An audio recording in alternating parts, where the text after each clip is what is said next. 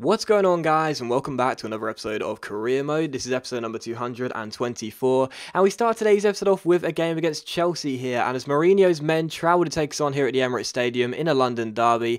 As things stand right now in the Premier League, we are top of the table by 2 points, and we have a game in hand on Manchester City. As you can see, it's only 3 games to go for us, and if we win this game, we open up a 5-point gap with just 2 games to go. So the title right now, after back-to-back wins against West Brom and Southampton, I'm not going to say is ours to lose per se, but, you know, to be honest, we are going to be overwhelming favourites, and we've done most of the hard work. All we got to do now is get ourselves over the line, and a win against Chelsea would go a long way to doing that. So you do take on Chelsea for the first game of today's episode, and the first chance would fall here in the 3rd minute as Thorgan Hazard comes forward for Chelsea and finds Willian. Willian plays it inside towards Aguero, and Christians makes a great save as he managed to get the ball away. So good stop there by our goalkeeper as Chelsea come and try and spoil the party here. But the first chance for us would fall in the 14th minute as Mesut Ozil turns his man, tries to cross the ball in, beats Felipe Luis, instead gets it back and shoots, and Cech makes a good stop and turns it behind for a corner. So good save there by Cech, and it is still 0-0, and from the resulting corner, Niang crosses the ball in looking for Rodrigo Lazari. It's headed away only as far as Callum Chambers, who strikes it. His strike takes a deflection and goes behind for another corner as we keep the pressure alive here. It's turned behind for a corner. Niang crosses the ball into the centre again, looks for Sonny Murray Williams, and Murray Williams makes it Arsenal 1, Chelsea 0, 16 minutes in. So a win in this game would be absolutely massive. We wouldn't be champions, obviously, but we'd certainly be massive favourites with just 2 games to go. Let's just say that. But as Murray Williams heads it in there, got to say, Petr Cech for me, the goalkeeper, he gets caught in no man's land and he just dives the wrong way as the ball goes into the opposite corner. I thought that was kind of funny, but still, Arsenal 1, Chelsea 0, Murray Williams with a goal. You may have noticed that both teams are in their classic kit as well, just for a bit of variety. So 1-0 up here, Murray Williams with a goal, and he's been a really solid centre-back as well, by the way. Ever since Kagan Holland's lost his place in the first 11 due to poor performances and not growing as well, Murray Williams has come in, and he and Ryan Sarr have been a solid partnership for us. But still, Arsenal 1, Chelsea 0, and in the 20th minute here, a great chance to make it 2-0. Niang gets played forward, and it's a really rare poor miss from Niang. Goes through one-on-one and should have at least hit the target. Instead, blast the ball wide the post. So still 1-0 to Arsenal. Great chance to make it 2-0 is wasted. And in the 29th minute here, Chelsea come forward looking for the equalising goal. Sergio Aguero finds Nemanja Matic. The pair play a 1-2. Aguero goes forward, and his strike ends up cannonning off the underside of the bar. And as you can see, eventually we get ourselves a free kick there. And Aguero's strike, which hit the underside of the bar and came down, needed a goal decision system as well to determine that the ball hadn't actually crossed the line, and it was still 1-0. So that was a really ferocious strike from Aguero there. The net rippled despite it not going to the back of the net. A really good attempt, but it was still 1-0. In the 44th minute, we had a header cleared off the line, and then Luke Garbutt's shot goes wide of the post. So still 1-0 to Arsenal, but to be honest, I was surprised it was still 1-0 to Arsenal because it was a really action-packed first half. There'd been, I think it was 8 or possibly 10 shots in total. We'd had the majority of them, but Chelsea was still looking pretty strong as well. But it was just a really action-packed first half. And another great chance for us here. Rodrigo Lazari plays a great ball over the top towards Niang, goes through one-on-one, but puts his shot straight at Petr Cech, who also gathers the rebound as well. So still 1-0 going into the second half, surprisingly enough. But again, on the stroke of half-time, another great chance. Thorgan Hazard on the ball for Chelsea finds Sergio Aguero, who's already hit the woodwork. He's twisting and turning and finds Ramirez. The Brazilian midfielder crosses the ball in, back towards Aguero. He flicks it on towards Willian, and Willian's header clips the top of the bar and goes behind for a goal kick. And that was the final piece of action in the first half. So the ball had hit the woodwork twice for Chelsea in a really action-packed first half, but we were still leading. 11 minutes after the restart here, Chelsea come forward with Ramirez finding Nemanja Matic. Matic plays it inside towards Willian, and Willian does equalise for Chelsea. And unfortunately for us, the Brazilian goes off to celebrate with the Chelsea fans as he does put the ball into the back of the net there after a really nice strike. And it was a really nice strike there from Willian. He finds the bottom corner, and you know, the strike wasn't struck with too much power. It wasn't the most ferocious of attempts, but it was right in the corner, and Christians couldn't get there. And sadly, it is Arsenal 1, Chelsea 1. So a draw in this game wouldn't be disastrous or anything, but of course we were targeting a win. We want to get ourselves as many points ahead of Manchester City as possible going into the final 2 games. But Willian does equalise there, and Chelsea are back on level terms. Just past the hour mark though, a great chance for us to get ourselves back in the lead as Ozil goes down the left-hand side, takes it round Todd Kane, keeps on going, gets himself inside the area,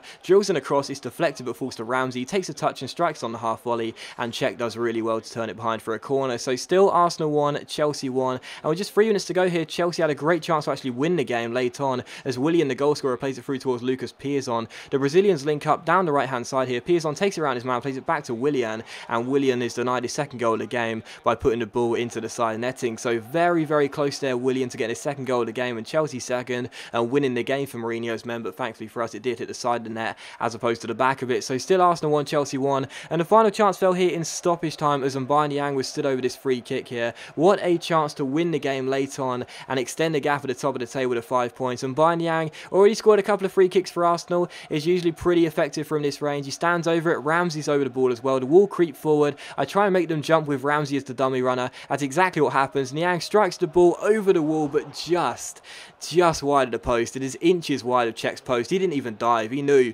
he was beating all ends up, but sadly it does go just wide and behind for a goal kick. So Niang almost winning it with one of the final kicks of the game. It was how the game would finish though. Arsenal 1, Chelsea 1. So a draw, as I said, isn't disastrous, isn't a bad result whatsoever. We certainly would have liked the win, but of course, because of the game in hand we had on City, it means that coming into the penultimate game of the season, the title is effectively in our own hands tonight in this game against Sunderland, because as you'll see by the league table right now, if we win the game, as City don't play their game until the weekend when the FA Cup final is, that's in the next episode, if we win this game, we'll open up a gap of 6 points with 2 games for Manchester City to play, and of course only 1 for us to play.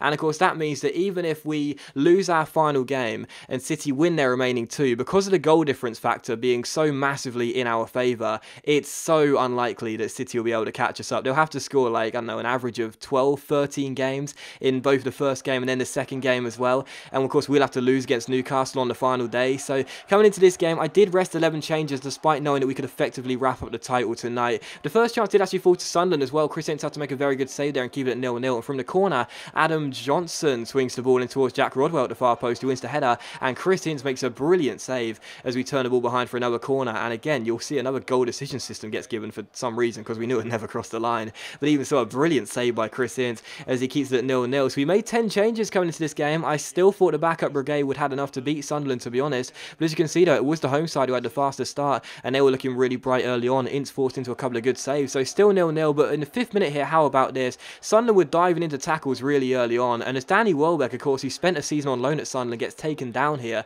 by Cabral, I just sensed this coming from a mile away. Sunderland get themselves a straight red card, the number 50 is sent off, and I don't know why, well, he wasn't complaining, and there was no reason for him to complain, because it was just such a silly challenge. You're in the 5th minute, Welbeck has turned you, he's going nowhere, and, you've got men covering or anything. It's not like you're the last man. There was no need to slide in from behind there. It's a definite free kick, and in my opinion, a definite red card. Possibly on another day, the referee might have been lenient and just given him a booking, but in my opinion, it was a definite red card. And after a really bright start, Sunderland are now down to 10 men, and really are going to be up against it due to a complete act of stupidity by Cabral. So Sunderland 0, Arsenal 0, but they are down to 10 men. In the 33rd minute, we had our first chance of the game, but to be honest, it was 41 yards out, this free kick, and I didn't really fancy my chance of scoring it. And as you'll see, Vargas's attempt wasn't too far off, but I think the goalkeeper had it covered anyway. So still goalless in this game.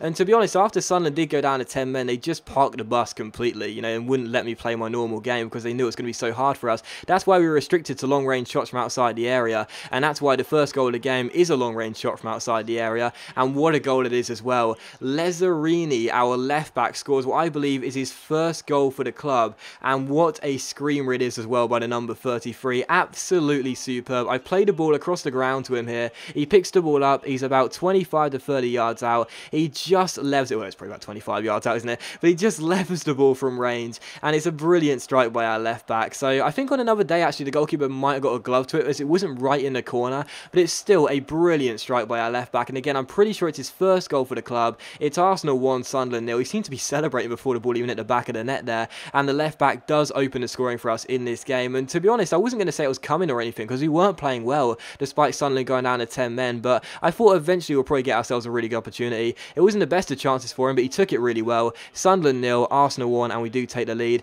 In the 78th minute, Sunderland did go close here. This header from Will Buckley, I think it was, goes just wide the post and behind for a goal kick, so still 1-0 to Arsenal. But in the 82nd minute, to be honest, Sunderland had just completely run out of steam. We were passing the ball around, making them, chase shadows effectively, tiring them out. And as you can see, we work our way inside the area here. Santi Cazorla takes a strike, the goalkeeper saves it, but Mattia Debuchy, playing his final season in professional football, comes off the bench and makes makes it Sunderland 0, Arsenal 2. So with 7 minutes to go, the title is effectively going to be won by Arsenal here on the penultimate game of the season. Because yes, of course, mathematically, I know we haven't won the title.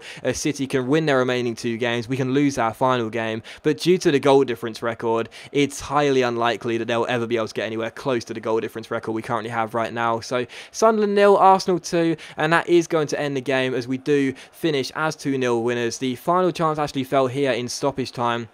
Yeah, so Danny Welbeck who goes forward here through the centre, takes on Hector Moreno, keeps on going, ends up just holding the ball up, rolls it through towards Santi Cazorla, Mathieu Debuchy even. Debuchy's strike goes just wide of the post. It was how the game would finish though, Sunderland 0, Arsenal 2, so effectively we are Premier League champions. Obviously, mathematically, yes, I know City could still somehow perform the impossible, but let's just say, we know effectively we are champions of England, and that is fantastic because that's exactly what we needed to do, and exactly what we've done. So, as always guys, a big thank you for watching the video. I really hope you have enjoyed it. If you have enjoyed the episode, then please do leave a like, and I'll see you for the next episode of Career Mode, which is going to be the FA Cup final against Liverpool very soon.